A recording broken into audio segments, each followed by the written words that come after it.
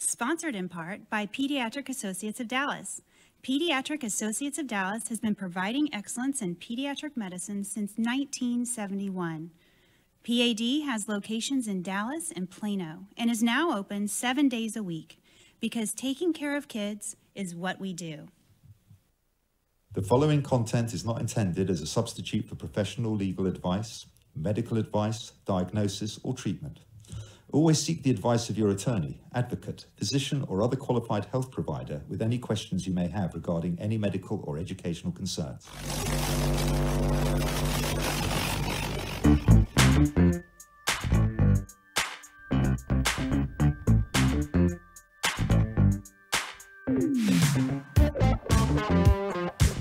Hi, and welcome to the Empower Dyslexia podcast. I'm Rachel Chambers. And I'm Stephen Yearout. And we're here to help you be a better informed partner in education. On this show, we'll discuss dyslexia and other related disorders, research, interventions. We're going to be hearing from people that are experts in the field. And we'll also be talking to some other people that have had personal experiences. Today's show, we have wisdom for kids. It's just that. We'll be talking to these gentlemen over here about dyslexia and how they how it affects their life. Today, joining us in studio, we have Aiden, who's in 7th grade. We have Asher, who's in 8th grade. Chase, who is a junior, and Weston, who is a junior. Good morning, guys. Hello. Good morning. How are you guys doing this morning? Good. Good. Y'all excited about being here? Yes. Yeah. Good. Awesome. So let's have a little quick introduction. Can you tell us a little bit about yourself? Chase, why don't you go first? I'm a junior in high school. I like anything that has to do with outdoors, and I don't like having to wake up early for school. I don't either. Right. What about you, Weston? I'm in 11th grade. I am in choir. I'm in the madrigal and the main and the pop group at my high school. So you sing? Yes. And you're in a pop group? Yeah, I'm in the pop group and the Renaissance group. So what kind of songs do y'all sing? Like right now, like we're having a dinner show come up, and for that we're doing Valentine. Valentine? Yeah, it's like it's an old time song. It's like a jazz pop song. Okay. I know what you're talking about. My Secret Valentine? I don't know. It's like I don't know. That's okay. I love it. That's great. Because I just recently joined, and so I'm just trying to get into everything. Good. Anything else that you do that you like to do? I did do football. This was like my last year playing, and I stopped so I can focus up on music. Awesome. Nice. Asher, what about you? My name's Asher. I'm in 8th grade. I play football. I like anything to do with science, math, and technology. Cool. My dislikes, I don't like reading. Don't really like going to English class. And I like playing basketball too. What position do you play in football? I play quarterback. Quarterback. Cool. Wow. Okay, I didn't know that about you. We've got a QB in the house. What position do you play, Weston? I played right tackle for offense. Awesome. And Chase, you said you like going outdoors. So what do you like, hiking or biking, or like, tell me? Hunting. Camping? Hunting. Okay. What kind of hunting? Like, what do you hunt? Deer, duck, Like dove. anything that moves? Yes. Almost. Okay, cool. Very good. Okay, well, we're so glad to have you guys in the studio today. So this is a broad question, and you guys can, any of you can answer if you have an answer. But when did you first notice that there might be a problem in school? Like what, do you remember anything significant? What grade you were in, how old you were, anything like that? Any of you can jump in. I guess I'll go first. I never really had any negative experiences with going with elementary school and noticing problems, because my mom was a teacher there, and so she was like always helping me like keep on track of my stuff, and she always knew what was going on with my schoolwork. And so I was never really like the bottom of the class. I never really, but like when I started like really noticing problems, like 4th grade was when like everything just started getting a lot harder and work just started piling up. And my teacher at the time, like she was working really hard to have me keep up on track, and my parents were helping me on top of that. And I wasn't making any progress. And so then that was the first year of STAR, and I had failed that. And that's when my parents had questioned it, and then they had me tested. Gotcha. So about 4th grade. Yeah. Okay. And we didn't ask this earlier, but do you guys want to what do you guys all 3 of you have dyslexia? Yes. Yes. Okay. Any other like ADHD or any dysgraphia, dyscalculia, or just dyslexia? I have ADD. ADD. Okay. I have ADHD. Okay. I just have dyslexia. Just dyslexia. I mean, that's enough, I think. Right. Okay.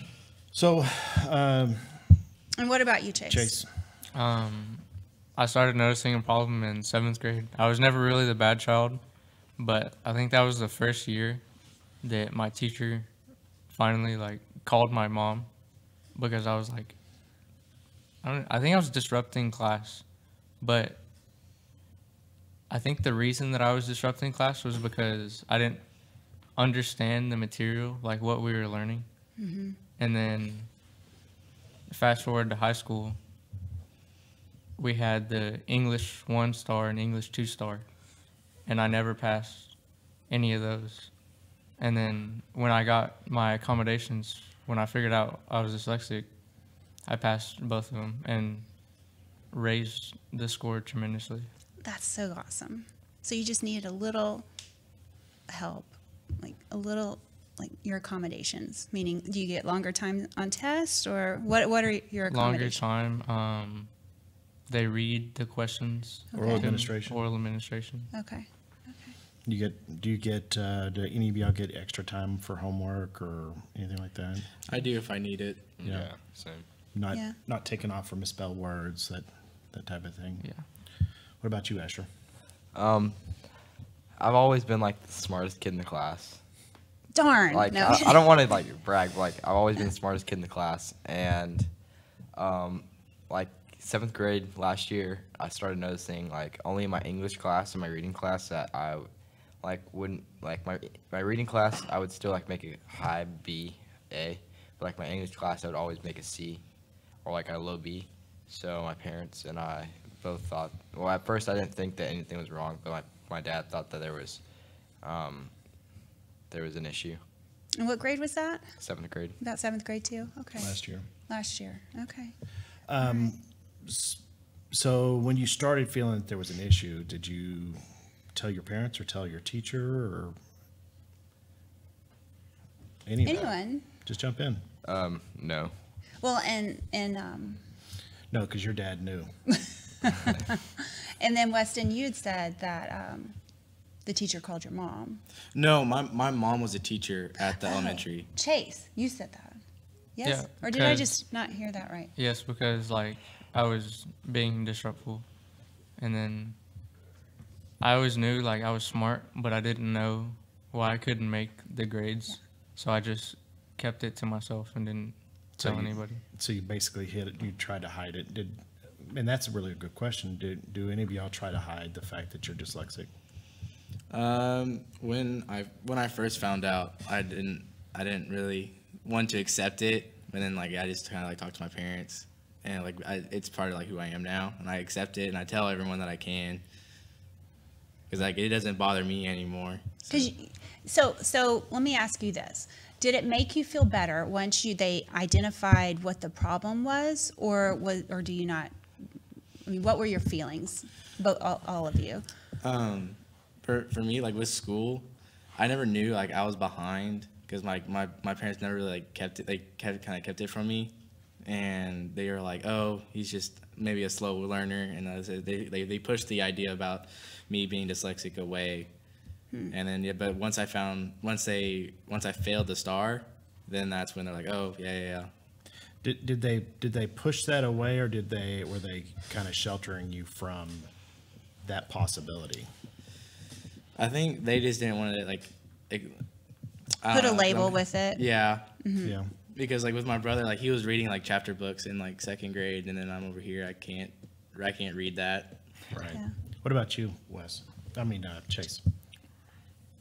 What was the question? I forgot. I'm sorry.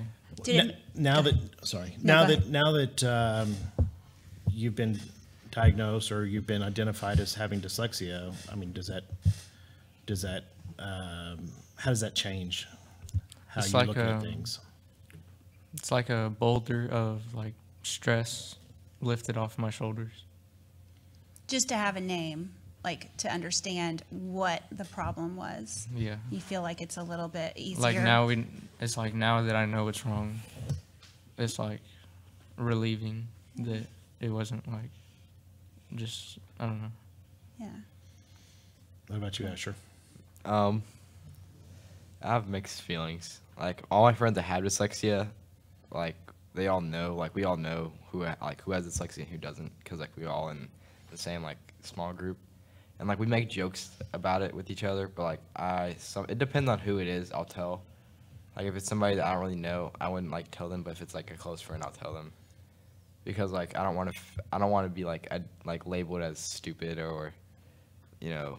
But you're the smartest kid in the class. Well, yeah, You're but like, not stupid. But like, there's always memes about like people with dyslexia, and like I don't want to be put to a label. So do y'all still feel that there's a negative connotation to being called dyslexic or somebody saying that you're dyslexic? No, not for me, because I always make jokes about it. Like Yeah, I've accepted it, and I just make jokes about it. And then some of my like close friends, like they make jokes about it with me, and I'm like completely fine with it. To where like when I found out before, I was like really sensitive about it. Right. That's kind of how I handle it. I joke about it all the time. So, what's your biggest challenge that you find about being dyslexic? Anybody jump in? Asher, you start. Long English tests. If like whenever I take tests in English or map testing, it usually takes me like, it doesn't take me that long, but it usually takes me longer than like the average kid to finish it. Like 1 to 2 class periods. And are you getting accommodations during those tests? Yes. Like longer time or? Well, map, it's all like, it doesn't matter. It doesn't matter how long you take it. Like everyone gets extra time because like it's a time. It doesn't have a time test, but like it's however long you take it. But I do get oral accommodations. Okay. And what about you, Chase? Um, Any challenges? Things Put- that you feel that are challenging? Writing essays, like having to put my thought on papers. I can think of what I want to say, but when I go to transition it to put it on paper, my mind goes blank and I don't know what to put down. Okay. Any- Yeah, I'm kind of like Asher, like with time tests. Like it takes me like a long time, because like I guess like the last long, like the really like a really long test I took was the mock like AP exam, where I had to write three full essays in 2.5 hours. And that was difficult to do, because I try to like keep up with the pace and try to like challenge myself to go that far. And I think I finished with like 2 minutes left. But if I needed that extra time, then I could have stayed longer, because my teacher like understands on what they are. Good. Okay. So it sounds like all of y'all use your accommodations very wisely, and it's something you really need to have, and it's not something that you know, we hear the term that somebody's using the accommodations as a crutch. It's not a crutch. It's something that you need to make sure that you're at your best potential, right? I will tell you, my brother, he's a dentist, and before he sat for the DMAT, which is the dental entrance exam that you have to take before dental school, he called me and said, "Hey, should I use my accommodations? I don't think I should." And I was like, if your leg was broken, would you not use your crutches? I mean, not that you're broken, but I mean, the accommodations are there for a reason, you know, and he got into dental. I mean, yeah, he's a dentist now, so. And he did use his accommodations, and so, That was my advice to Tim. Yeah. So let me ask you guys, did any of you guys have dyslexia intervention? I did. You did? What grade did you? So I got diagnosed like late 4th grade. So I started it in like 5th, going into 6th.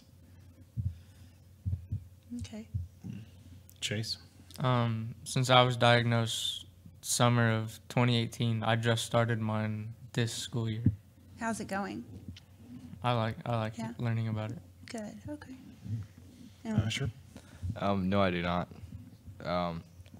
When I got diagnosed, I had 3 electives, and they were all for high school credit classes. And my parents and I decided that since I've already kind of learned how to cope with myself and my accommodations help me out, we both felt like I would use my accommodations instead of having an intervention class. Okay. Okay. What do you remember the name of your intervention, Weston? Take Flight. Take Flight. And you took that in 4th grade? 5th grade and Fifth 6th grade. 5th and 6th. Okay. And do you know the name of yours? I think it's called Take Flight, but right now they call it something else. Yeah, it's the next level, Yeah. probably for your age group. Yeah, because I think it's different from what I Yeah. took than he did. Yeah, they gear it, I think, I'm not an expert in that, but they gear it for your age. Right. Yeah. Okay. So, since you've been through Weston, since you've been through intervention, you finished you quote unquote finished your dyslexia intervention classes. How are your grades now? They are the same as they always been, because we have a standard in my house. I have to make like A's and B's. If I make a C, then I get stuff taken away from me. So I've always been working like that much harder to keep up with my grades, and then when they slip, then I gotta work extra hard to get them back up. Right. Yeah, that's kind of how we do things in my house too. So we got to make sure that you got to keep pushing forward. You know, just because we have dyslexia doesn't mean the world stops. We have to keep pushing forward and make sure that we can, because you're smart, you can do it, right? We just got to make sure that you're getting the intervention and your accommodations, and then you can perform at the top of your ability. Yeah. What about you, Chase? I went from failing and barely passing most of my classes to making high A's and B's. Wow. Say that A's again. and B's? Say that again. I went from failing and like making C's, low C's in all of my classes to making high A's and B's. So how does that make you feel that you were borderline and or failing? Let's go back just a little bit, Asher. Borderline, just completely failing, to making A's, high A's and high B's. How does that make you feel? It makes me feel good about myself and confident. Yeah. You should. You should feel good. I'm proud very- of yourself. Yeah, I'm very proud of you. I can tell you that. And you passed the STAR, right? I heard. With my accommodations, I passed the STAR, and then I raised my PSAT score by 300 points, I think. Whoa. That just gave me amazing. goosebumps. Yeah. And for all of you that don't know what the STAR test is, it's our what is it, Stephen? It's a standardized assessment that the state of Texas Yes. requires all children from 3rd grade till graduating high school to take. And they must pass. They must pass these, and then 5th grade and I believe it's 7th grade is mandatory pass, and or you're going to be held back. No stress. Yeah, no stress. Right. And then in high school, you have to do what's called EOC, end of course exams. That's part of that STAR test curriculum. And if you don't pass those, they're going to put you in a special class, or if you don't pass your reading portion, they put you in a reading class, and so on and so forth. So it's, for the children and for the teachers, it's very, very stressful. I think that's what they've coined. The term that they've coined these tests are high stakes testing. And they are. So, I mean, those they're- are pretty high stakes. That would make me nervous. Does it make you nervous taking the STAR test? Yeah. Yeah. See, I just had to take an achievement test back in the day. Right. One test, once a year.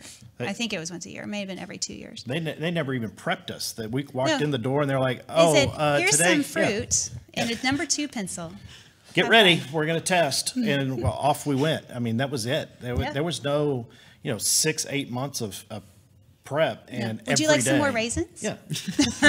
You know, it wasn't stressful. And then you just figured out what you did or how you did, or your parents got your test scores back a month later or so. But they didn't, I don't believe they held us back. I don't know. I'd have to ask my mom. Yeah, I've slept since then. Yeah, I've slept since then. So we talked a little bit about accommodations. A lot of kids struggle with either getting the accommodations, either the teacher providing them or the school providing them, or sometimes the teacher just forgetting the accommodations. Does that happen to y'all? Sometimes for me, but I just gotta keep on reminding them about it, and then they're like, "Oh, yeah," and then they give you it. Do y'all have any trouble with a teacher not wanting to give you the accommodations? No. No. Oh, good. That's Yeah. good. What about you? No. Since this year, the first year, we have like actual Chromebooks in class. Everyone got assigned a Chromebook. We have Google Classroom, and I have my 7 classes I have like every day, and then I have 4 classes that I have that are only for like oral accommodations for each core class. So I will never get like, unless it's a substitute, and even then I'll just take out my Chromebook and tell them what I have to do. So you guys are self-advocating that's self-advocation. So that's good. You're speaking up for yourselves, and that's what you should be doing at this age, is like, hey, aren't we supposed to be doing this? Yeah, So absolutely. it's harder when you're younger. You need your parents to help you with that. Well, It's something that you learn as you get older. And since you guys are in high school, and that's good. It's so good to hear that you guys are speaking up for yourselves. Keep doing that. We teach our kids not to be disrespectful and not to necessarily question authority. And when they're in class, they don't want to.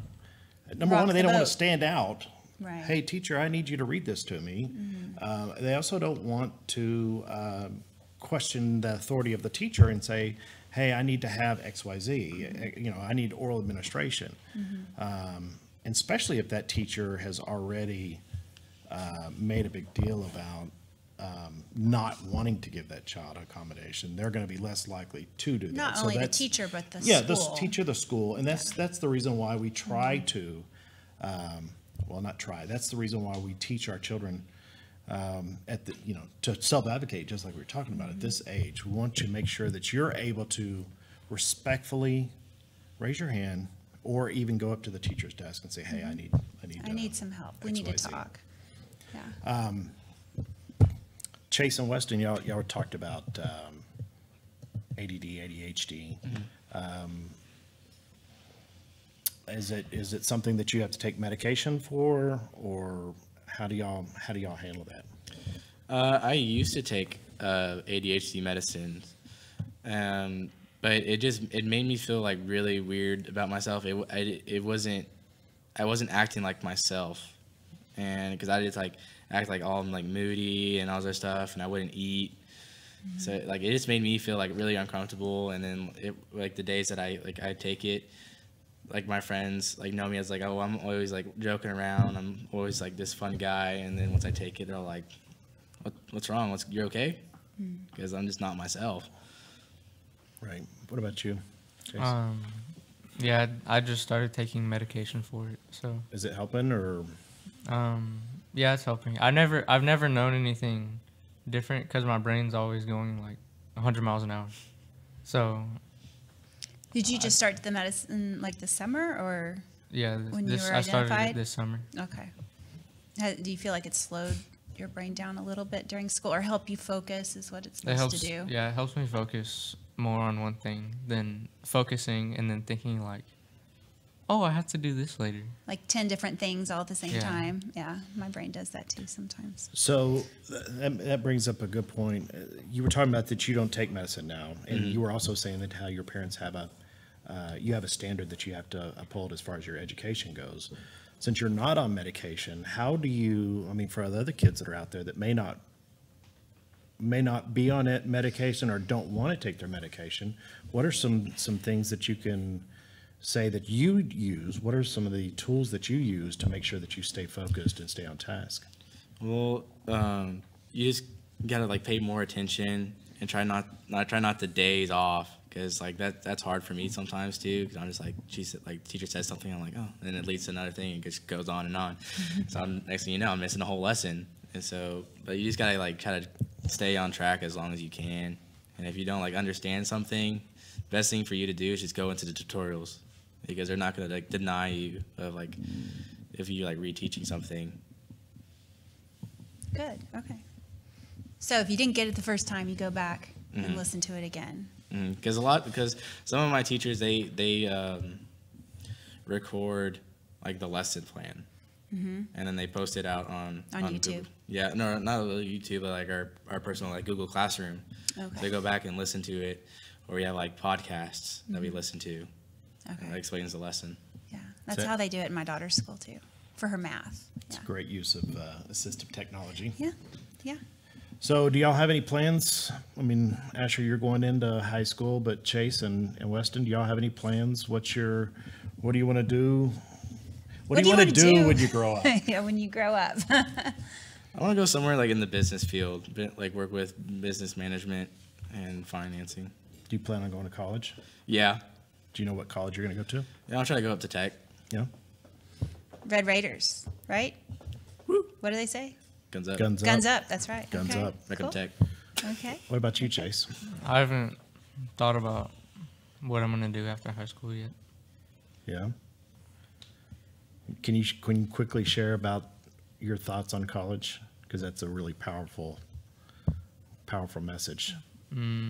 Before I was diagnosed with dyslexia, I had it set in my mind that I was just gonna drop out of school, and college, like school wasn't for me, so I had not been thinking about college.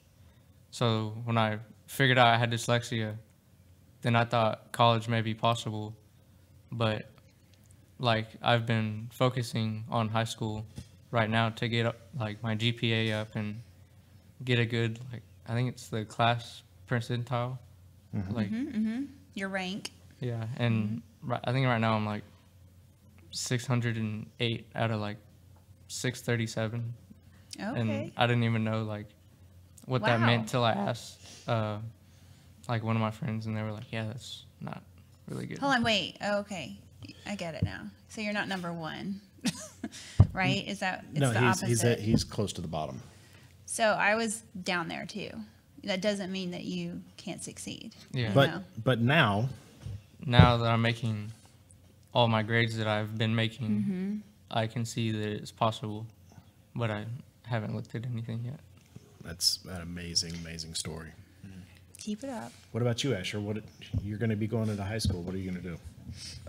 I plan on attending the business magnet at the high school I'm going to attend to, and because I think that if you have a business degree, you can pretty much get a job anywhere except like a job that's like specific for like something specific, and I think that I want to play football during high school and maybe play football during college. Awesome. Wow. So real quick, do any of y'all have something that you would like the teachers that are watching or the other students? students, your peers. Yeah, your peers to know about kids or children, students with dyslexia. So a lot of people think that like dyslexia is like seeing things just backwards and all that stuff.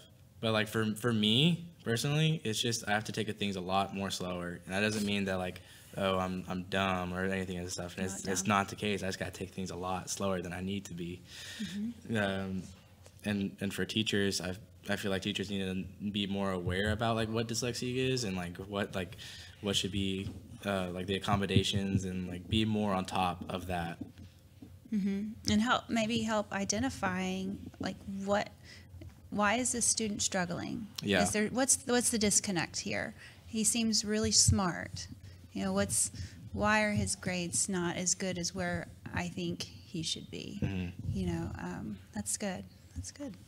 Something that I think is that if a student has like student time on homework, if like you're a teacher, don't put a 0 in the grade book. Like, Don't put a 0 in the grade book, teacher. because I've had that happen a bunch of times, and like it'd be like a day late, and you put 0s in the grade book, and like my grade would be like a 52, like a 23. It's happened multiple times, and once I turn it in, the grade goes back up, but it still like creates stress on me because my parents are making me send emails, and I get all my stuff taken away because I need extra time. And at my school, like all my teachers do a thing where it's like for 3 days after the assignment, you get 10 points off until it's a 70, and then they don't take it anymore. So like I have 3 days of Extra time for homework. So I should technically get 6 days, because for 3 days, and the 3 days that they take off points. So like I only want the 3 days because I'll get it done in 3 days. But still, you shouldn't put a 0 immediately. And then, like, another thing I should say is, like, if you have something online, don't count the weekends, please, because nobody does work on the weekends. Well, in the extra time for your homework, we use as a fail-safe, not a rule. So not every assignment that you have, you're taking that 3 extra days. It's just when you have a ton of homework and everything is piling up and it's too much. Well, and I don't use the extra time all the time. It's very rare. But even when I do use it, it's very stressful, because if I let's say I need 2 days because it's like a longer assignment, or if I have like multiple assignments I couldn't get to that one, and it's I haven't turned it in 2 days, and then I go to the 3rd day and I turn in, it's going to be a 0 for a couple days, because either A, he doesn't have time, or B, he's busy. Okay. And Chase, anything? You Um, want to tell students, your peers, teachers? I just think teachers, it's not that they don't know what dyslexia is, it's just they're not taught to look for it. So it's like Weston said, they may just think that they're like, I know he's smart, why isn't he making the grades? And then they'll be like, oh, he's just lazy, like he doesn't want to do the work. Because I had a teacher like that, and we didn't get along. I can imagine. I wonder why. So, well, we're, you guys are all smart young gentlemen. You're going to do great. And I really appreciate you guys coming on the show to talk about dyslexia and what your experience has been like. And maybe you talking and speaking up, and other kids hearing, and students and teachers and everybody hearing your voice is very powerful, and it takes a lot of courage. So you guys did a really great job today. I'm very proud of you. Thank you. Thank you. Thank you. So I think at this time we're going to play Rachel's PSA that she did such a phenomenal job. Well, and on. you helped. He helped. A little bit, but this was your your baby, and you've done such an amazing job. We're gonna play this real quick, so take it away. If you teach me to read. Teach me to read. I will have more self-confidence. I will suffer less depression. I'll be less likely to abuse drugs and drop out of school. If you teach me to read. Teach us. Teach us. Teach us to read. Teach us to read. I'll learn that I'm not a failure and I can do it. I'll be less likely. I'll be less likely I will be less likely to go to prison. to go to prison. Go to prison.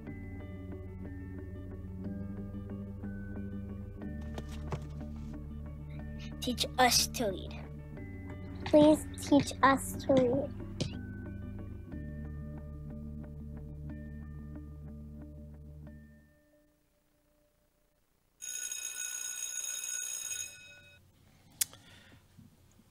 What a great PSA. I was very proud to have help work on that. I think it definitely tells a story that, we need to make sure that we're teaching these children to read. We need to make sure that we're hearing their voices. And really that's the part of this show. And the reason why Rachel and I felt it's so important to do this, because we need to hear these children's voices and make sure that they're getting the help they need. So now, this is my middle son, Aiden. Hi. Tell the world about yourself. Introduce I yourself. like to play basketball. I'm Aiden. I'm in 7th grade. I like Texas history and science. I like playing football too. I was a quarterback and I played point guard. And I like to play soccer also. And I really like to be outside playing on my free time. So you're dyslexic, right? And you have ADD, Yes, sir. right? When were you identified? 3rd grade. 3rd grade. So were you struggling before then? No. You don't know that you're. When did you start seeing the struggle in school? Was it 3rd grade or was it before? For the starting of 3rd grade. Yeah. What was struggling? What was your struggle? I can't remember the class, but it was my first class. Your first period? Yeah. So we got you tested in 3rd grade, right? And you started intervention. So you started classes with your dyslexia teacher, right?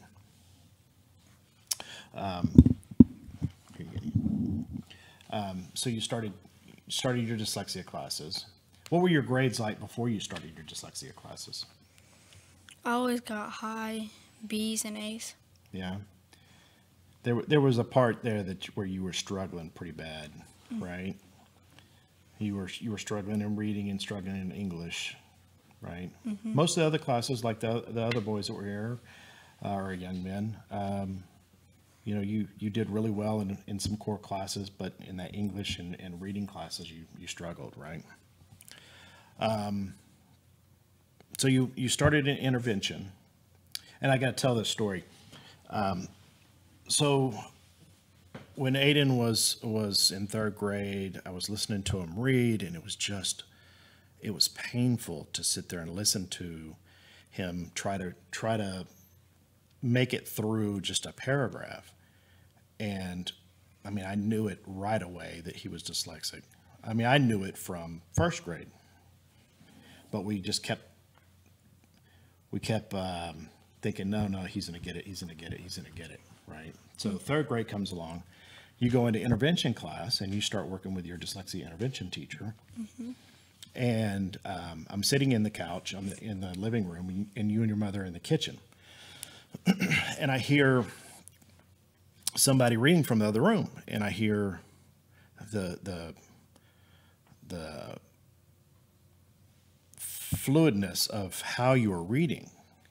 I remember vividly going, Amy, who's that reading? And it was you. I was just blown away at the amount of progress that you made in just a short amount of time. It was unbelievable, right? Yeah. So, what do you think about the intervention classes? It was pretty easy. It was just like mainly the alphabet and learning how to read and write in cursive. Writing cursive? You really liked writing cursive, didn't you? That helped you a lot? Because you didn't have to pick up your pencil. Because I would always get a bump on my finger from writing a lot. Because we'd always do big papers of writing. Yeah. So what was your biggest struggle now that you know that you have dyslexia, what was your biggest struggle? I don't really know. Don't know. Okay, and then what's your biggest strength? You know that us dyslexics always have superpowers, right? So what's your biggest strength that you have? Probably, I don't know. Well, you're really good at sports. Probably that. Yeah. you're out of the box thinker, right? You're a great problem solver, right?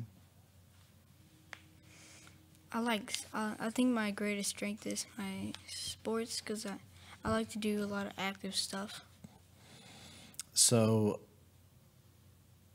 now that you know that you're dyslexic, how does that make you feel? Does it lift a weight? Does it make you ashamed? Is there anything that you No. done? Nothing? Do you tell people you're dyslexic? Nope. Are you ashamed of it? No? Mm-mm. Okay.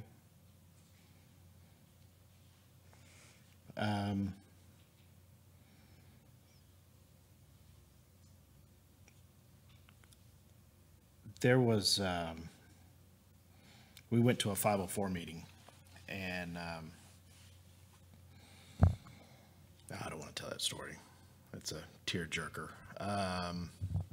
What do you find challenging? I asked that. Let me ask that again. What do you find challenging being dyslexic?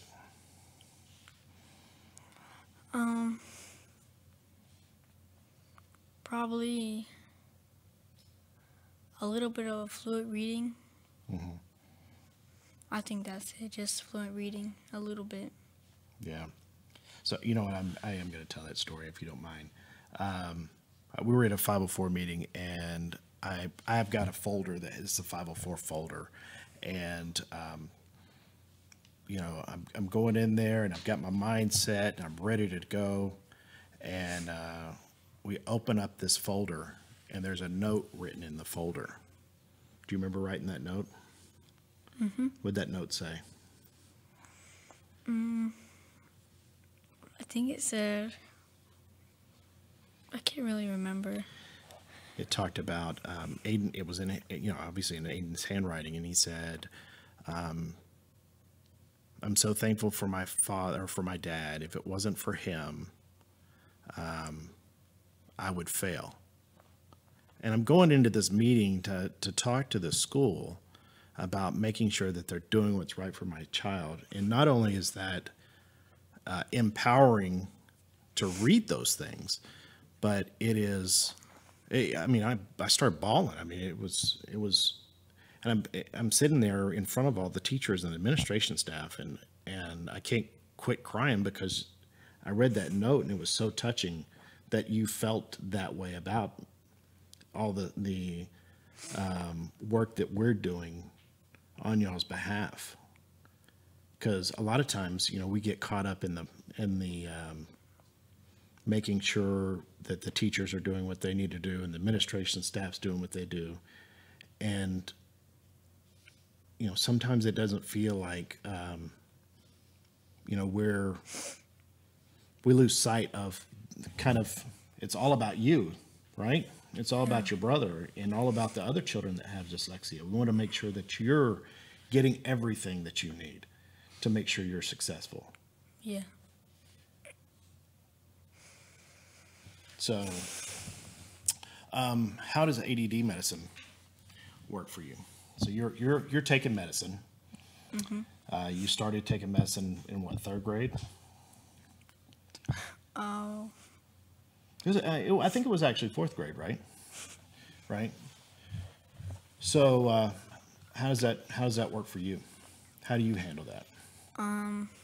It lasts all day until we get home. Then when I get home, I have to eat a snack because most of the time I'm hungry. Then I do my homework if I have any, or go outside if I don't have any homework. Right. What I think is amazing is Aiden has gotten to the point where you'll come ask us. So you don't take it on the weekends or in holidays, right? Or in the summertime, a lot of times you don't take it. But if we're doing a lot of stuff around the house, Aiden would come, Dad, Mom, you know, I really think I need to take my medicine. So that just shows a level of maturity that you know that, hey, when I've got something that's, I got to use a lot of focus, you're willing to come say, hey, I need to have that medicine to have that help, right? Mm-hmm. That's, to me, that is That is huge. Is there anything that you want your teachers, not necessarily just your teachers, because your teachers do a really good job, but you know, we reach a lot of people out here. Is there any, and there may be teachers and principals and everybody else out there, is there anything that you want them to know about children who have dyslexia or students who have dyslexia? I don't know. Whether they know it or not, I mean, it's coming from you. What do you think they need to know? That just because you have dyslexia doesn't mean you're different. You need to treat every kid the same. And just because they need accommodations doesn't mean, oh, you need accommodations, you need to go to this room. It makes you feel different because they're sending you to another room because you have to have accommodations. It kind of, is it embarrassing? A little bit, no? Sometimes I just try to make a joke about it. Yeah. But it doesn't really, I don't really care about it because the teacher who reads it to me, she's really nice. And sometimes if I go with another kid, it feels a little bit better. Yeah. Safety in numbers? Yeah. Well, Aiden, I want to tell you on our podcast, I am so proud of you, and I'm so proud of your brother. I love y'all so much. Y'all make me so proud at how hard you work and how you have overcome a lot of the struggles that you have gone through. Thank you. You want to say anything else? I don't know what to say. No? Okay. Well, thank you for coming on here and telling your story. Believe it or not, it is empowering for other kids to hear people that are their same age talk about their struggles and what they're going through and how they made it through it, right? So that's very, very big and brave of you. Thank you. You're welcome. So now we come to we're coming close to the end of the show. We want to talk about some events that we may have, or we have coming up. Tuesday, February 5th at 7 p.m., we have Learning Differences Reframed. That's going to be held at Highland Park, Highland Park Middle School. And Jonathan Mooney is going to be giving this talk, so it's at 7 p.m. Sorry, and we'll have a link for the description and location on our website. Saturday, February 23rd, from 3 to 6, there is a stand-up LD or stand-up Speak Out student workshop, Soaring to New Heights. That's at That's going to be held in Addison. Again, the address and description for this event is on our website, www.empowerdyslexia.info. So I hope that you have really enjoyed listening to these young men that have come up here so bravely and told their story. We always close with saying, if you feel that there's an issue or you suspect that your child may have a learning disability, please take the first step, go get them evaluated. You'll be thankful that you did, and so will they. So please get out there and make sure that your children are getting everything they need to be successful. From Empower Dyslexia, Rachel and I, we thank you for joining us. Today's podcast has been sponsored in part by Pediatric Associates of Dallas. Our dedicated team is committed to delivering quality and compassionate care to generations of children in North Texas. PAD has locations in Dallas and in Plano and is open 7 days a week.